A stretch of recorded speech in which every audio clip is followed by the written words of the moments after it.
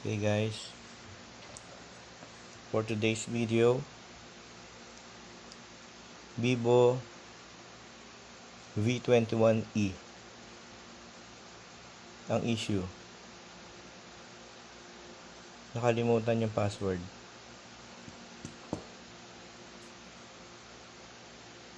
Okay?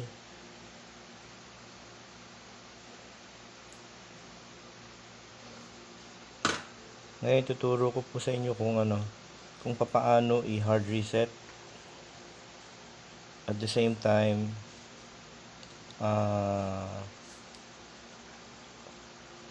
babypass natin yung FRP or yung Google account. Kasi for sure, pag hinard reset natin to, pinormat natin, 100% sigurado mag-Google account to.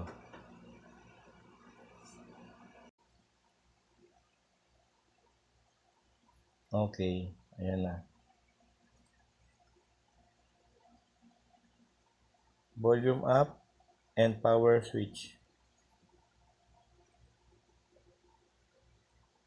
Okay, lumabas na siya.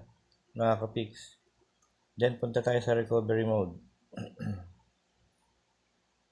Then, press nyo yung power.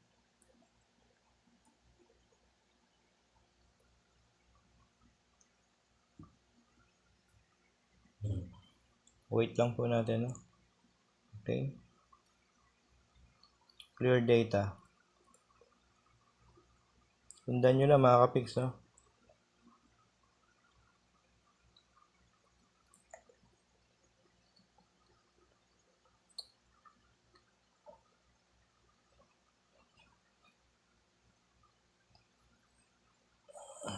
Okay.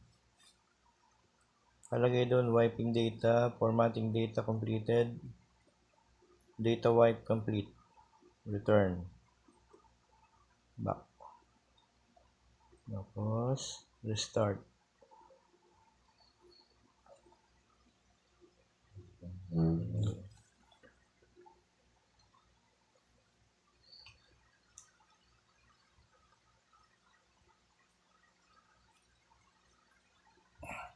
Wait lang natin guys, ha? Nagbubot pa siya.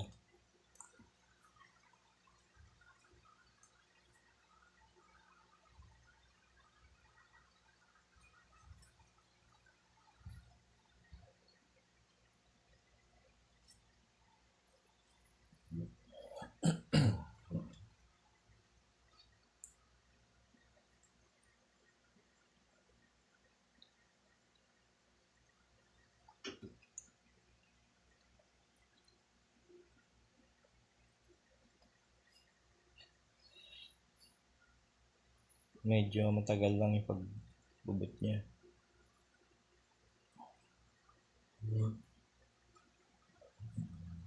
Basta guys, huwag kayo maiinip, ha.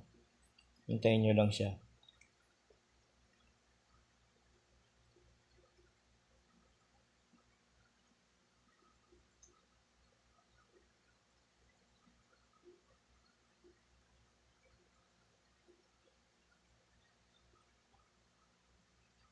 Medyo matagal lang talaga yan.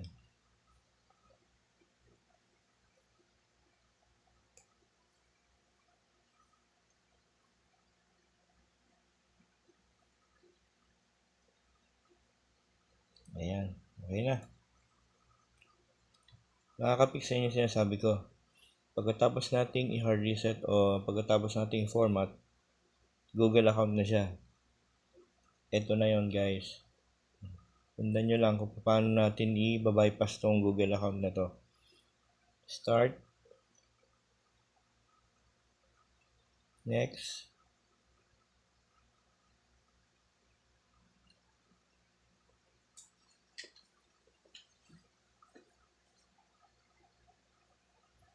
Okay.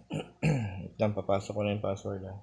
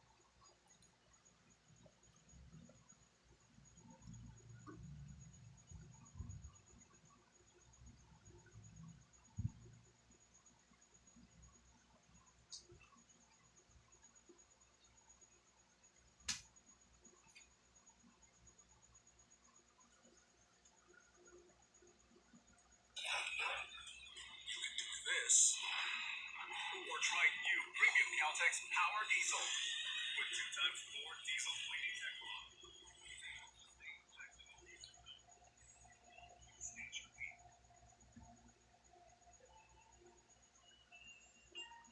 Yeah.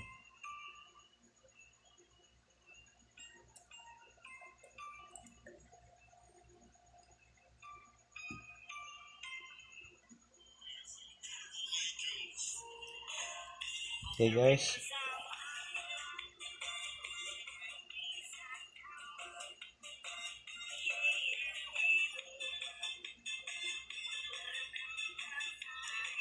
Activate natin yung talkback. Press nyo yung volume up and volume down.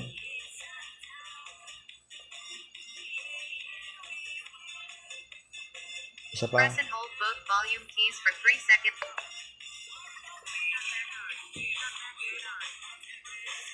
Tapos, swipe natin yung baligtad na L.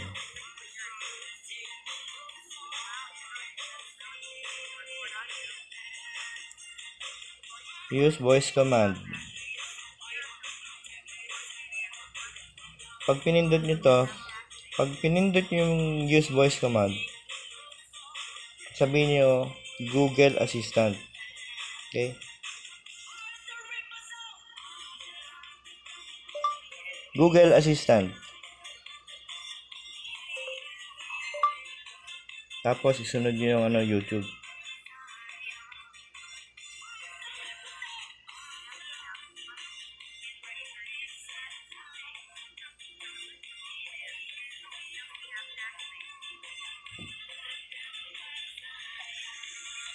Deactivate na natin yung, i-off na natin yung yung talkback. Okay, nasa YouTube na tayo, mga kapiks. Pindutin natin yun, Click natin yung nasa dulo. Nasa kanto, then settings.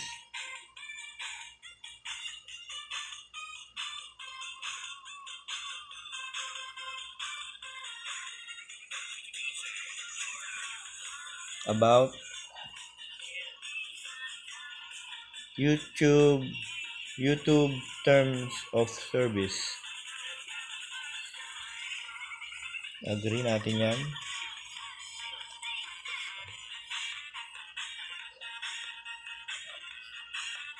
And then, nandito na tayo. Search natin yung, type natin yung VN-ROM.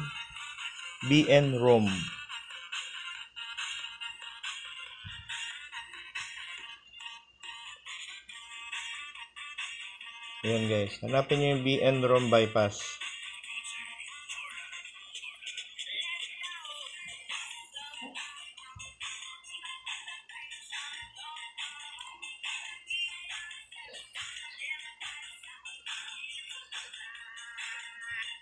Settings. Allow.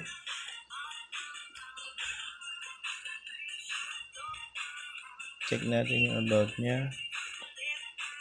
Ayun, V21E. Vivo V21E. Okay. System. Click natin yung phone clone.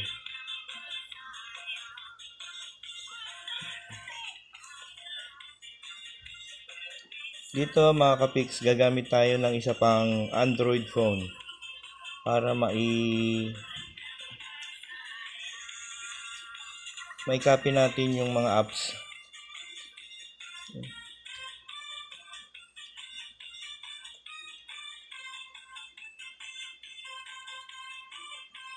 Allow.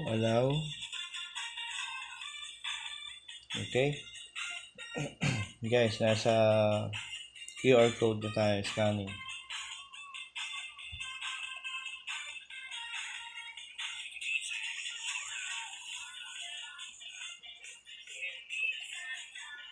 Mga kapiks, kailangan mag-download tayo ng, punta tayo sa Play Store. Download, ito nakapag-download na ako ng EasyShare. Download kayo ng EasyShare. Ayun EasyShare at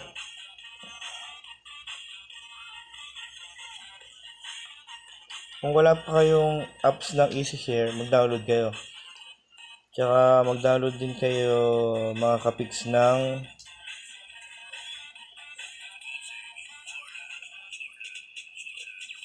Activity Manager. I-type nyo lang activity. Ayun siya guys. Activity Manager. Ayun na. Yung may kulay red na parang rocket. Nakapag-download na rin ako niyan. I-open ko na lang. Pero kung wala pa kayong apps na ganyan, kailangan mag-download ko kayo. Okay. Ngayon, meron tayong application ng EasyShare. Open natin EasyShare. Nasa EasyShare na tayo. This old.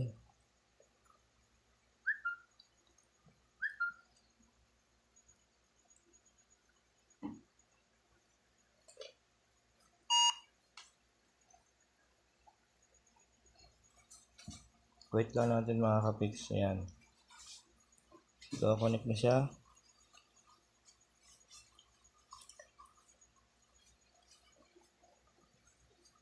Uncheck natin yung ibang mga application. Iwan nyo lang yung naka-check yung apps. Then, pindutin nyo yung arrow. Tapos dito, uncheck nyo din yung ibang mga application. Iwan nyo yung Activity Manager. Dapat naka-check yung Activity Manager. Okay.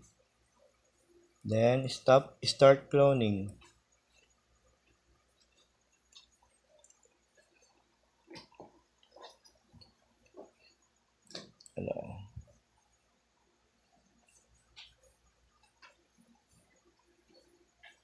Okay guys. Na-clone na natin. Set aside na natin to.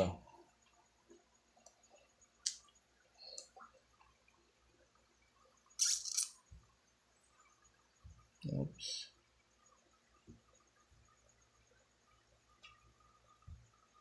Open yung Activity Manager. Open natin yan mga kapiks. And then, search natin yung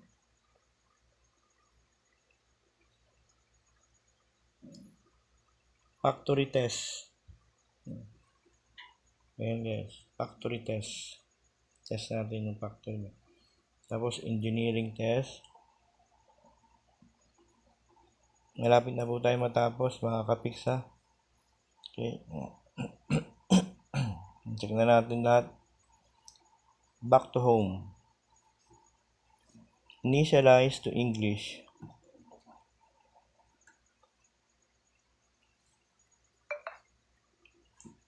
That's it. Nice na mga kapiks. Na-bypass na natin. Na-format, hard reset, and Google account bypass or FRP bypass. Mga kapiks, kung may comment kayo, kung may tanong, magtanong lang at sasagutin po natin yan sa abot ng aking makakaya.